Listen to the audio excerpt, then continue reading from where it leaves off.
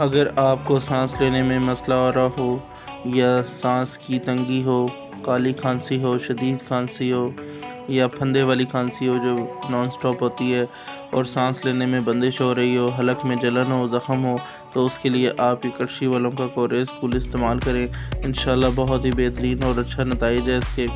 आपने एक एक चम्मच सुबह शाम ये शदीद खांसी की सूरत में आधी चम्मच इस्तेमाल करें। इंशाल्लाह बेहतरीन और अच्छा रिज़ल्ट मिलेगा आपको।